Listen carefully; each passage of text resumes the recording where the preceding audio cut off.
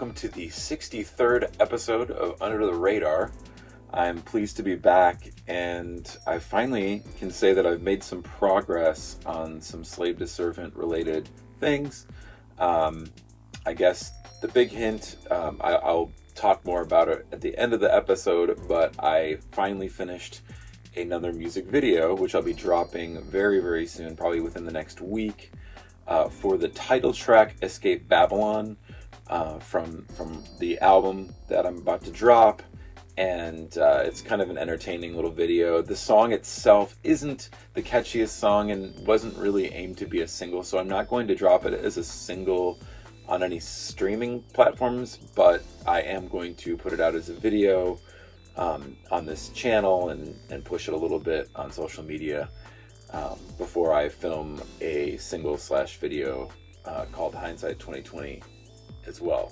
Anyhow, I want to talk more about that at the end, and I just want to get into today's episode. And I wanted to speak about this band for quite some time because they kind of were in the scene in the mid-late 90s in Chicago, playing Fireside Bowl and Metro and all those kinds of venues. And they were very influential, I would say, in the pop punk realm. And their history is a very intriguing one. So before I talk about today's release with them, I'm going to go a little further back and discuss some history. So today's band that I'm going to be covering is a band called Showoff. Now, if you are from Chicago and you are from that era that I'm mentioning, you may remember this record coming out on Maverick Records in 1999, which was a label owned by Madonna. Well, she put out Deftones, probably most notably, as well as some other bands. And then there was another band that I don't think I've ever mentioned them in this series so far, but a band called Mest. And they were on Maverick Recordings at the same time, a band from Chicago that was playing with Showoff. And there was also another band at the time, which I'll be covering, not an episode on them per se, but they are on a compilation that I'm going to be covering in the future, and they're another band from this exact era that I just never really got to cover. I know I've maybe briefly mentioned them in some episodes before, but a band called Alistair. And so Alistair and Mest and Showoff, my buddy, this kind of dates back to the first episode that I did, the band I Know Mike Newman. My buddy Mike Newman and my buddy John Fawcett would go and see all these bands at Metro, just all the time. And there was a song on this record in particular that the band I Know Mike Newman would cover. And it was the first time I had heard Showoff, was this song called Spill, which is incredibly catchy song, great song. It actually was included in a movie called Digimon, the movie, in 2000. And then the other most notable song on this album was a song called Falling Star, which peaked at number 36 on the Billboard charts in 1999 when this record was dropping. And little history, this band had just a really great power pop punk style. And long story short is that John Feldman of the band Goldfinger found this band and basically got them to sign to Maverick. And I believe this is the first album that John Feldman produced other than the debut Goldfinger album. And I would even compare some of the style of this band to Goldfinger a little bit. There's that same John Feldman pop sensibility. And it doesn't just come across on this record, because even after this record, this band just had it. And there was definitely some similarities. I've never really mentioned this before, but I was a huge Goldfinger fan back in high school, junior high, like when Here in Your Bedroom came out. That first Goldfinger record is still one of my favorite records from that era. And this one kind of falls somewhere in between that first Goldfinger record and the Hang Ups era. Kind of reminds me a little bit of the band Homegrown as well, I would say. Now, songwriting aside, in my opinion, the greatest asset this band has or had, no, it's has because they're still together, is the singer, Chris Envy, or Chris Messer. Chris just has an incredibly unique voice, and I don't even know who I would compare him to other than he's got kind of this Elvis Costello meets Angelo Moore. Like, there's like this, I don't know how to describe that exactly, that style of singing, but it's very unique, and I don't think any pop punk band I've ever heard has that sound that Chris has. So anyway, moving past this record and this era, this is, the original lineup of Showoff and the original success of Showoff, touring in the late 90s, early 2000s, during the kind of ska, that third wave ska era, like with bands like the Hippos and Real Big Fish and that Mojo era of bands. They just kind of fit right into that. Unfortunately, this band didn't stick around much longer. I've mentioned previously in some episodes, 504 Plan and August Premiere both opened for Showoff and Alistair at the Metro. It was the first time, I believe, 504 Plan had ever played the Metro. It might have been August Premiere's second time.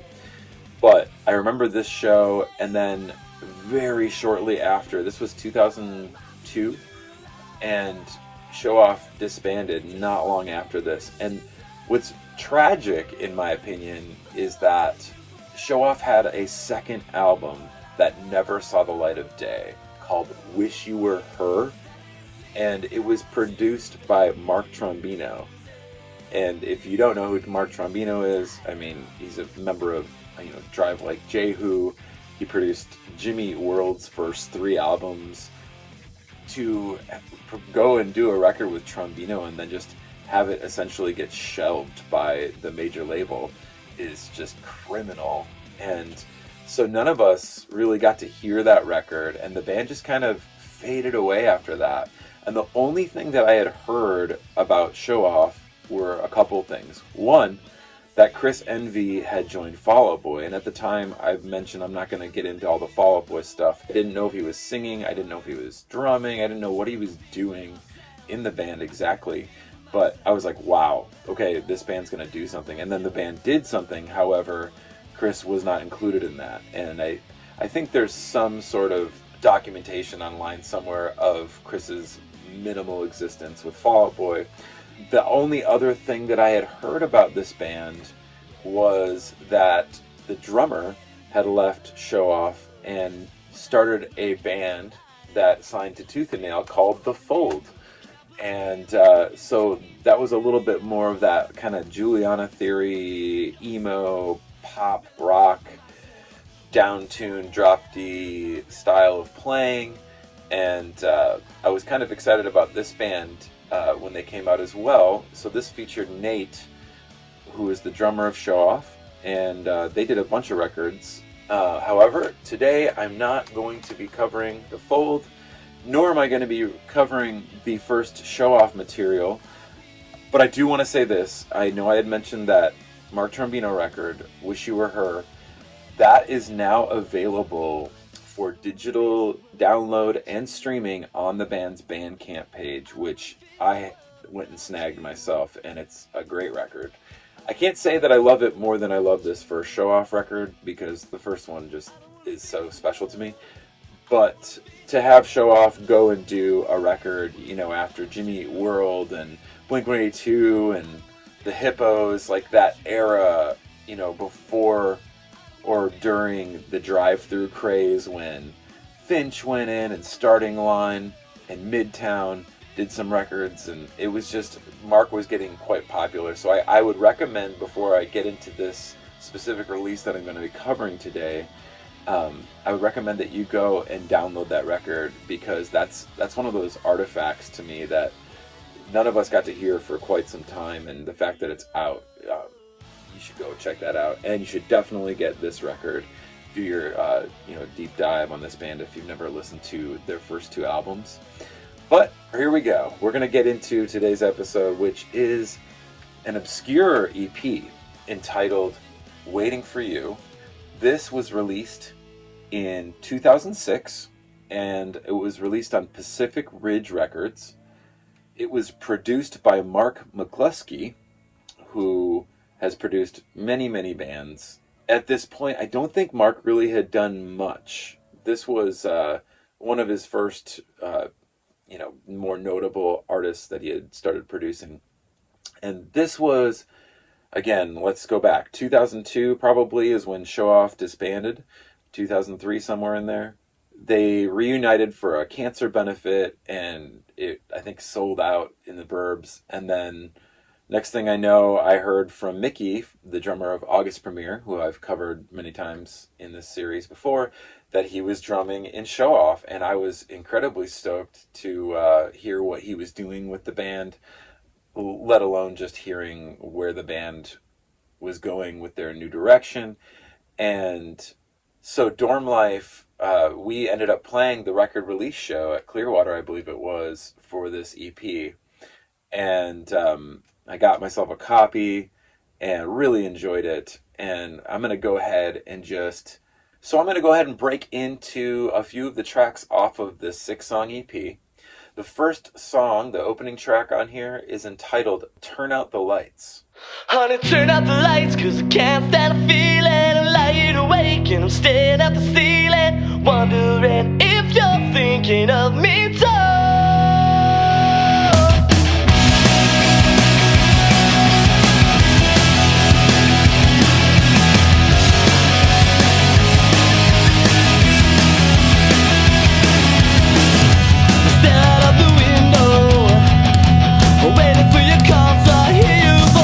I guess I'm just waiting for nothing.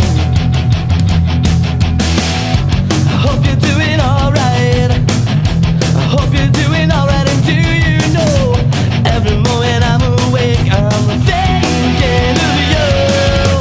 Turn out the lights, cause I can't stand the feeling. Lying awake and staring at the ceiling, wondering if you're thinking of me too.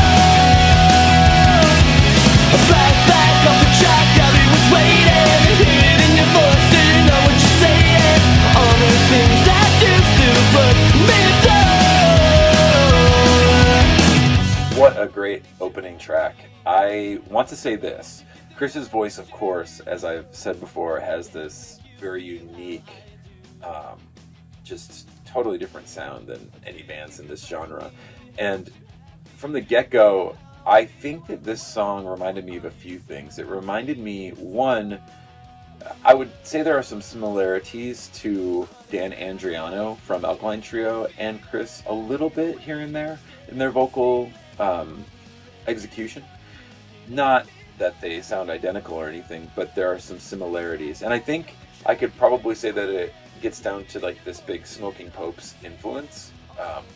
But anyhow, this song in particular kind of reminded me of Crawl a little bit off of From Here to Infirmary. And something I didn't mention before was that when I first heard From Here to Infirmary back in 2001, when I was like graduating high school, I remember hearing Stupid Kid and thinking, wow, this really reminds me of that first Showoff record. Like, it reminds me of the drumming, the style. It just reminds me of a song that could have fit on that first Showoff record. Yeah, I would definitely say that the poppier, brighter side of Alkaline Trio, which there isn't always, but some of that is in this band as well. The other comparison that I would say immediately from the get-go that I recognized in this opening track was that it was a little bit more emo. There was a little more emo to it. You know, that was kind of a sign of the times, and having Mickey join the band and having some younger breath in the band probably brought that out in the songwriting and arrangements as well. But I could hear a bit more of the Saves the Day, Chris Conley, Through Being Cool era in this as well, which was a nice touch with Chris Envy's voice instead of like a more whiny, throaty kind of voice. So let's get into the second song on here, a song called Bump. This song is dedicated to a great band that everyone knew. I hope that this song brings you a smile. We listen to all the old punk songs,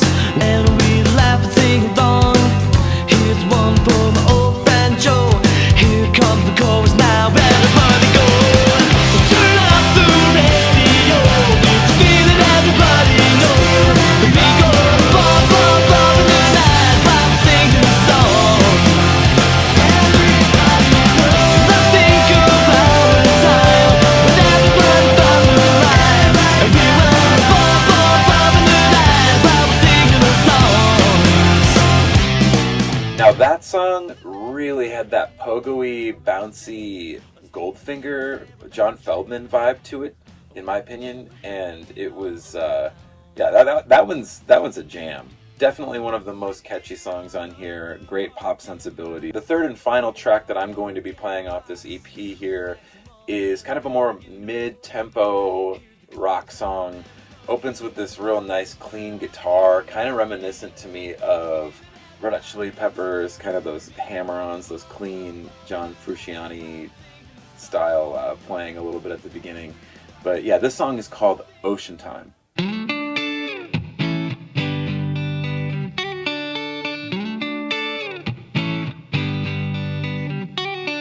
She brought me to the ocean. We were both holding hands as I softly whispered, somehow she'd understand. Your feelings are alright as long as they're mine. Your feelings are alright as long as they're mine. They may be hard to find if you're running on ocean time. As we walk together, pictures fill up my mind. Remember when I first met her? Hope it's not the same this time. I'm so misled that I thought if I cared enough, she'd fall in love, but I guess I was wrong. Your feelings are alright as long as they're mine. Your feelings are alright as long as they're mine. They may be hard to find if you're running on ocean time. Love that song. So there you go. There are three. That's half the EP. I don't think that you could probably find too many of these copies laying around. I don't know how many were pressed. I would imagine that there were at least 1,000, if not maybe 2,000 pressed by Pacific Ridge Records. I think this is one of the band's best efforts, in my opinion. I'm a little biased because I'm a big Mickey fan. I love his work with August Premier and the other bands that he's been in. Chris, what can I say about Chris's songwriting and singing? I love Chris Envy, and I'm really excited that the band is back together now. Officially, they announced back in June that the band is recording an EP and is going to be touring extensively, so that's really exciting. I think you should jump over to Bandcamp, like I said, and download and stream everything you can. Yeah, so in other news, just like I said at the beginning, I got the Escape Babylon music video officially shot and edited, and it is ready to drop here on YouTube. I'll be dropping it very soon. Gonna be filming some other things, working on some other plans. I really want to put out a single for the song Destroying the Eye, and I think I'm going to drop that as like a 2-song single / EP on Bandcamp, just exclusively. I really want to shoot a video for it. I'm not sure what I'm going to be doing for that yet, but I feel very compelled to put that song out. I have a friend who did a remix of it, so that'll be on the little single that I'm going to put exclusively up here soon on Bandcamp. I will be putting together another episode really soon, and just been a lot of fun broadcasting these episodes, trying to be a little bit more consistent. So I just want to say thank you for all the comments and messages that I've been receiving on previous episodes, and I'll be back really soon with a new episode, and thank you for your time.